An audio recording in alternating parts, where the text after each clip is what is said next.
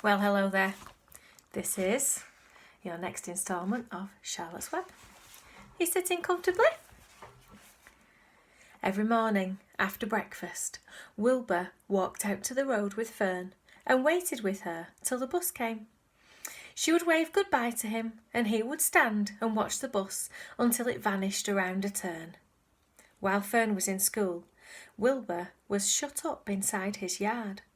But as soon as she got home in the afternoon, she would take him out and he would follow her around the place. If she went into the house, Wilbur went too. If she went upstairs, Wilbur would wait at the bottom step until she came down again. If she took her doll for a walk in the doll carriage, Wilbur followed along. Sometimes on these journeys, Wilbur would get tired and Fern would pick him up and put him in the carriage alongside the doll. He liked this. And if he was very tired, he would close his eyes and go to sleep under the doll's blanket. He looked cute when his eyes were closed because his lashes were so long. The doll would close her eyes too, and Fern would wheel the carriage very slowly and smoothly so as not to wake her infants. I've got a gorgeous picture for you. How lovely is that? Look, little Wilbur.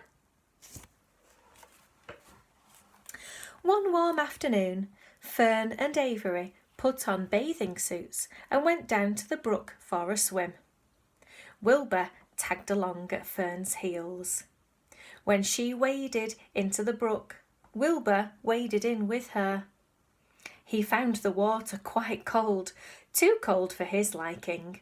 So while the children swam and played and splashed water at each other, Wilbur amused himself in the mud along the edge of the brook, where it was warm and moist and delightfully sticky and oozy. Every day was a happy day, and every night was peaceful.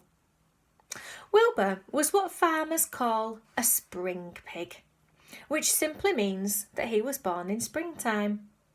When he was 5 weeks old, Mr. Arable said he was now big enough to sell and would have to be sold. Fern broke down and wept, but her father was firm about it. Wilbur's appetite had increased. He was beginning to eat scraps of food in addition to milk.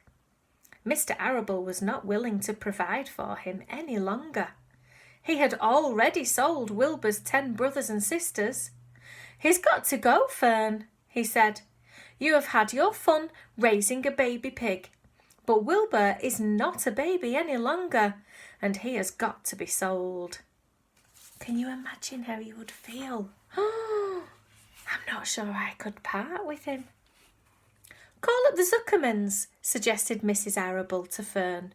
"Your Uncle Homer sometimes raises a pig, and if Wilbur goes to live there, you can walk down the road and visit him as often as you like."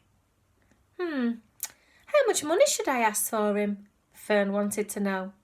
"Well," said her father, "he's a runt. Tell your Uncle Homer you've got a pig you'll sell for $6 and see what he says." Dollars. I wonder where the story is set. What do you think? Where do we spend dollars? It was soon arranged. Fern phoned and got her Aunt Edith, and her Aunt Edith hollered for Uncle Homer, and Uncle Homer came in from the barn and talked to Fern. When he heard that the price was only $6, he said he would buy the pig. Next day, Wilbur was taken from his home under the apple tree and went to live in a manure pile in the cellar of Zuckerman's barn. Manure pile. Do you know what manure is? Poo! It's what we call animal poo, like horses and pigs and sheep and things like that. We call it manure. I'm going to get some for my garden this summer. Makes it grow really well. Chapter 3. Escape. The barn was very large. It was very old. It smelled of hay and it smelled of manure.